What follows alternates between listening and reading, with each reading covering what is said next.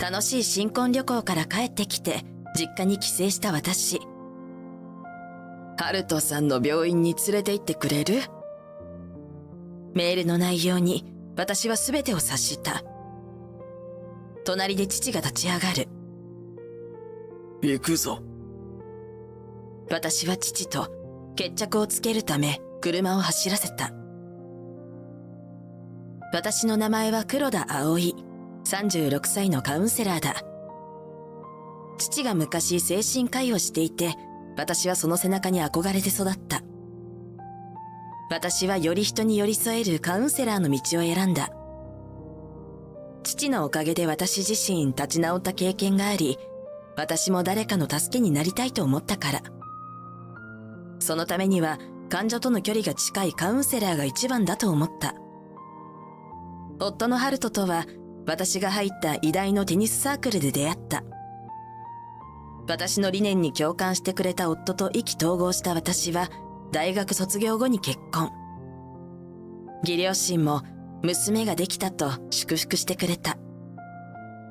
夫も自分の夢である町医者を開業して住民を助けている。私の母も高齢化に伴い腰痛に悩まされているため、夫にしょっちゅう相談している。夫から連絡が取りやすくなるように母とメアドを交換して、私はメールの使い方を母に教えた。最近になって町の地域活性化のため住民が外からやってくることが増えた。夫の病院には日夜病気に苦しむ人々が押し寄せてきて、疲れやストレスが溜まっていた。私もカウンセラーとしての仕事が忙しく、夫婦としての時間が取れずにいる。そのせいで夫からストレスのはけ口として私に冷たい言葉を投げるようになった。おーい、夕飯はまだか。ごめんなさい。すぐに準備するわね。私も仕事帰りで疲れていたが、簡単な夕食を作って食卓に並べた。その夕食を見て、夫は不満のある顔を覗かせる。こんなんじゃ、明日の仕事に支障が出る。やり直せ。夫からの無茶ぶりに、私は必死で答えた。それからも、夫のトゲのような言葉に、私は心身ともに疲弊していく。そんな時、私は決まって実家の父のもとへ向かう。私が何か困ったり、落ち込んでいる時は、父が助言をくれて助けてくれたからだ。だったら、同じ趣味をやってみるのはどうだ。これはストレス発散にも有効な手段で、お互いにできるものだとより有効だぞ。父の提案で思いついたのは、医大生時代のテニスだった。夫を誘うと、たまにはいいかもしれないなと快諾してくれた。私は社会人サークルを募集している場所を探し、二人で入会した。夫はいい汗をかいて、すっきりした顔をしていたので、私は誘ってよかったと嬉しく思う。休日にテニスを始めて以来、夫が私にストレスをぶつけることもなくなり、夫婦の時間も穏やかに過ごすことができた。しかし、次第に夫が家を空けることが増えてしまう。毎日夜遅くまで帰ってこない夫に理由を尋ねる私。毎日そんなに忙しいの？体は大丈夫なの？しつこいな。患者が多いからしばらくは忙しいんだよ。夫が強引に話を切り上げるので、私はそれ以上の追求は諦めた。遅帰り以外、夫の行動に不審な点は見当たらなかったので、私は気のせいだと忘れようとした。しかし、患者がある程度落ち着いて、忙しい時期も過ぎたのに、夫の遅帰りは変わらなかった。私は父と一緒に夫を説得することに。夜遅くまで帰らないあなたが心配なのよ。夫である俺を疑うのか？プライベートの時間くらい俺の好きにさせろよ。疑われるような行動をしているのは事実だろ。父に正論を言われ、鋭い眼力にひるむ夫。父の圧に負けたかのように両手を上げて、降参の意を示す夫。だけど、たまには遅くなってもいいだろ。夫はそう言って、玉の遅帰りを固く譲らなかった。普段は温厚で優しい夫の新たな一面に、私の不信感はさらに増した。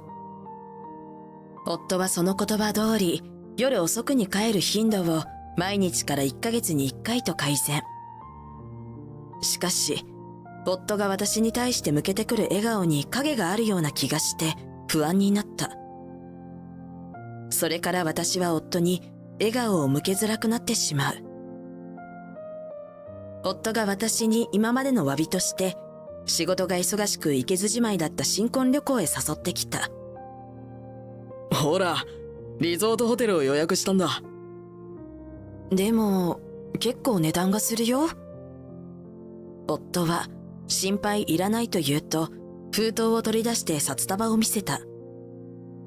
いつか旅行に行くための資金をこっそり集めていたと夫が明かす。私は嬉しくなって夫に感謝を告げた。私のためにこんないいホテルを予約してくれて。そりゃそうさ。なんせこのホテルは、夫は何か言おうとして口をつぐんだが、すぐにテレビで特集をやっていたからなとごまかした。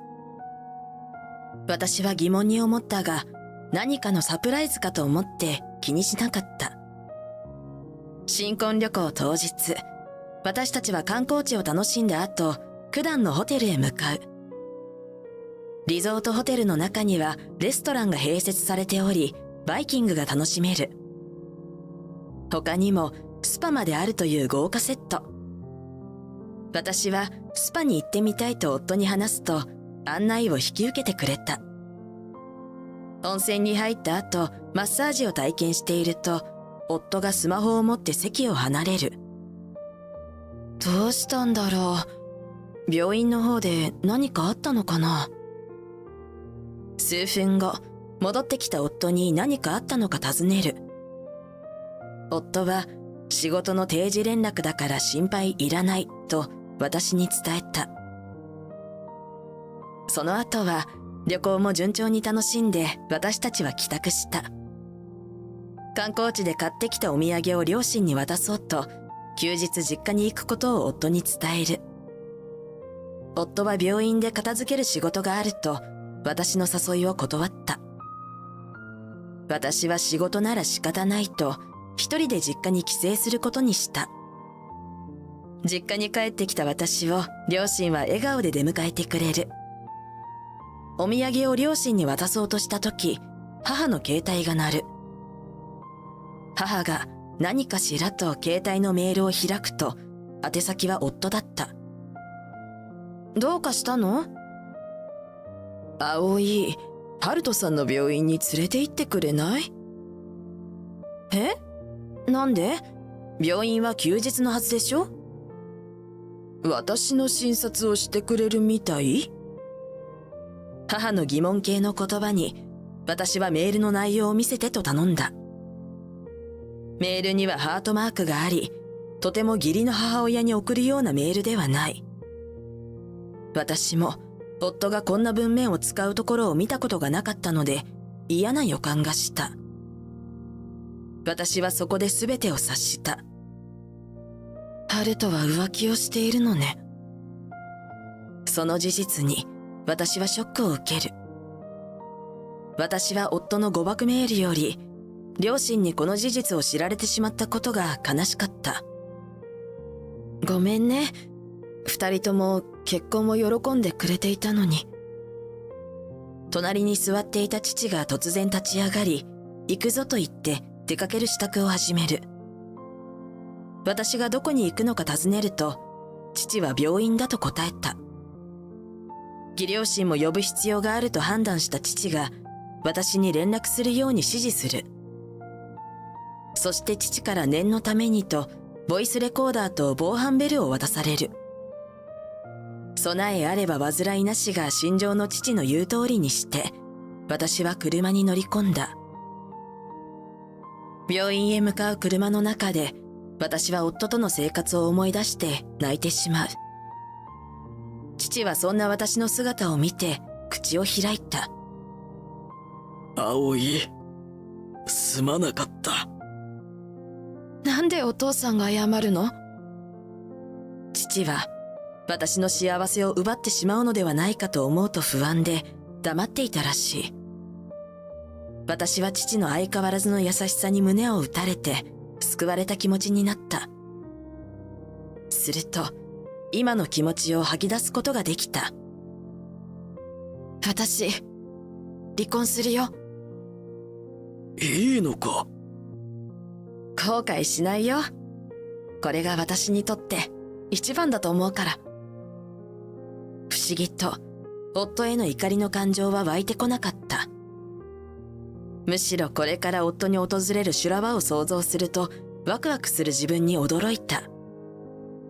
自然と笑みがこぼれた私を見て父は安心した顔をしていた。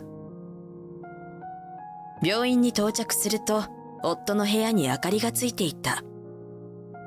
部屋に近づくと夫と知らない女性の声が聞こえてきた。父の方を見るとこくりとうなずいたので、私はボイスレコーダーを起動した。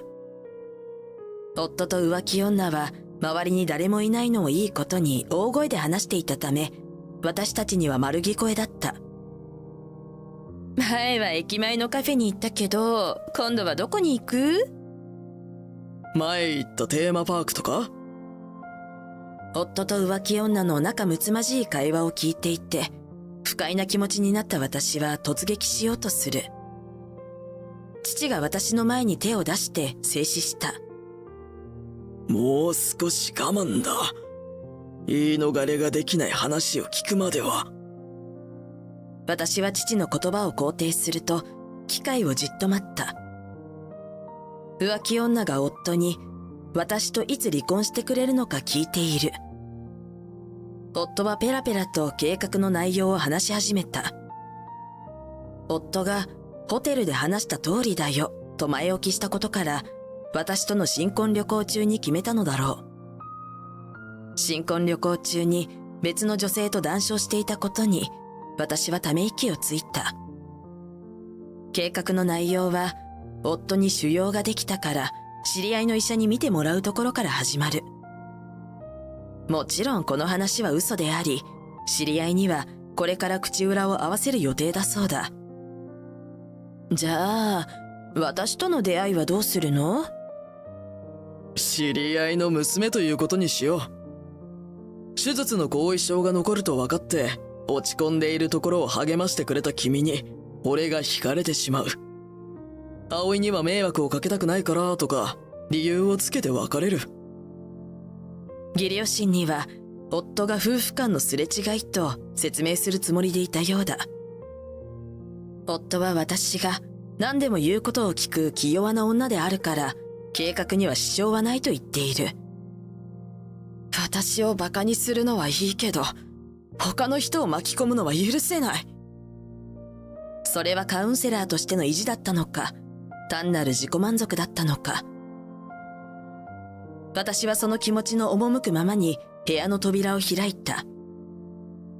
後ろから父がついてきて、私たちを見た夫と浮気女は驚いている。あなた、何か言うことはあるかしら？お前、今日は実家に帰省してるはずじゃ。私は写真に撮っておいた夫が母に送った誤爆メールを見せる。夫はとっさにスマホを確認すると、ようやく自分の失態に気づいたようだ。それと、さっきの会話も全部録音したから。ボイスレコーダーをポケットから出すと、録音した音声を流す。夫が私からボイスレコーダーを取り上げようと掴みかかってきた。私は防犯ブザーを鳴らして父の背中に隠れる。この防犯ブザーは110番通報機能があるタイプで、じきに警察がやってくると夫に告げる。すると、浮気女が突然私をバカにしてきた。見るからにハルトに愛想をつかされそうな人ね。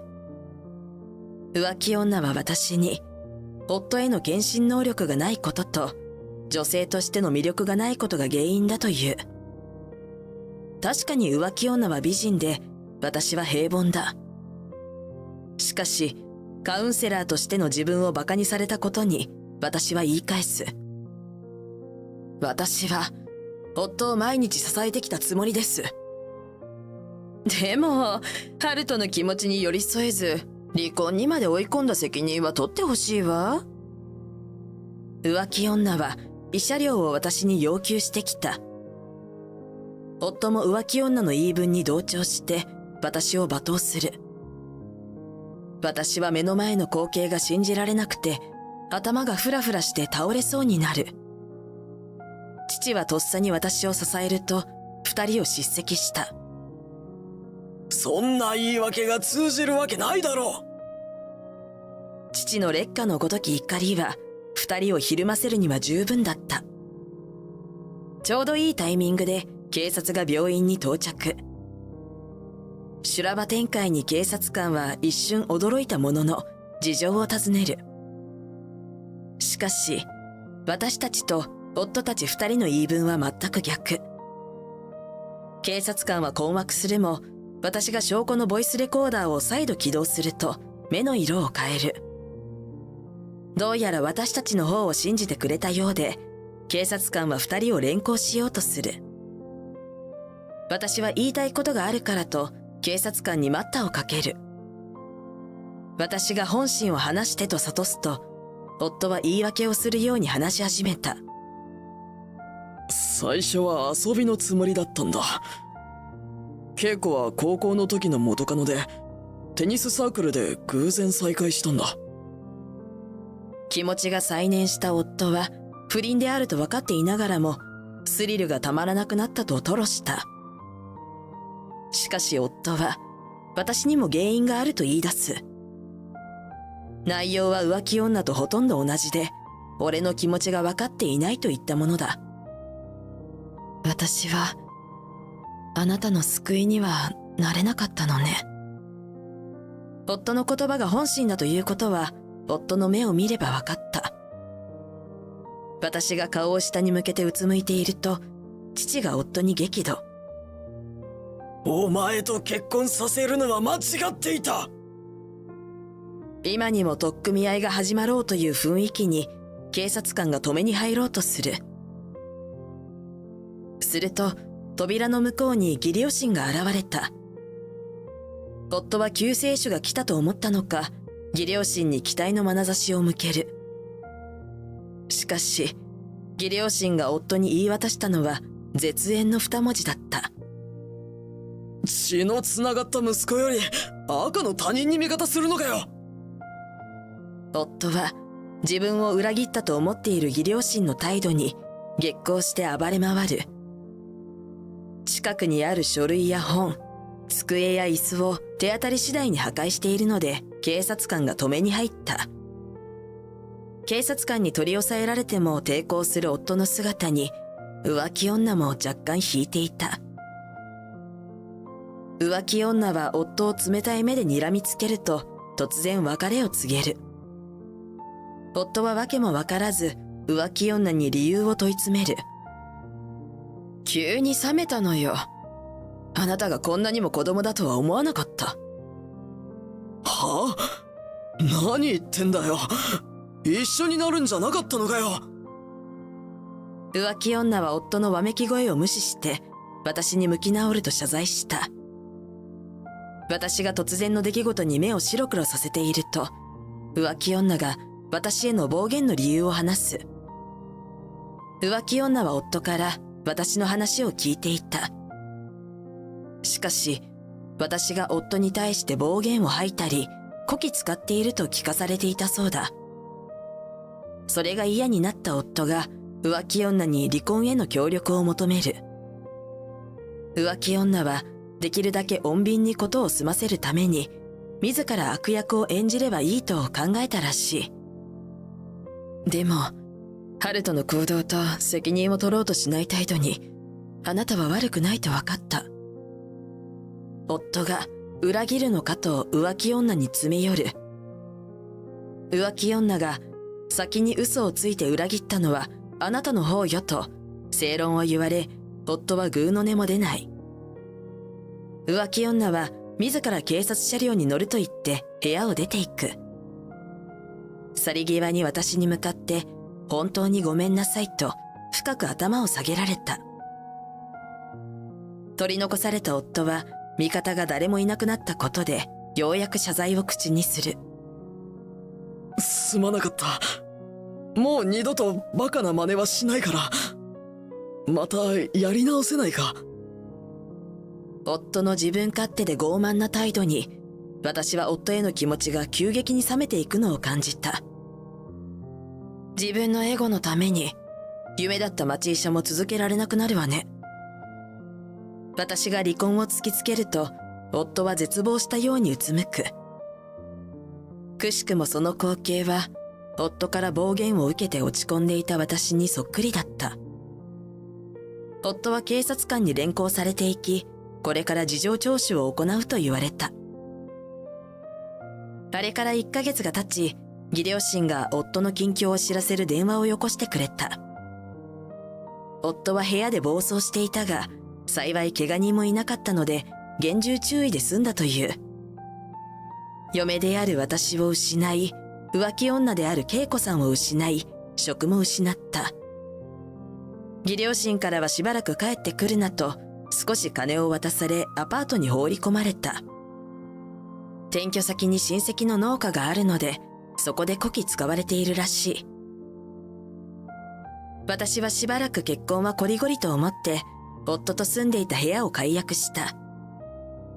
マンションに引っ越した私の隣の部屋に、恵子さんが住んでいると知った時は驚いた。ある意味お互い被害者だった私たちは、今では良き友人となっている。夫にカウンセラーとして寄り添えなかった自分を反省して、今日も仕事に励んでいこうと思う。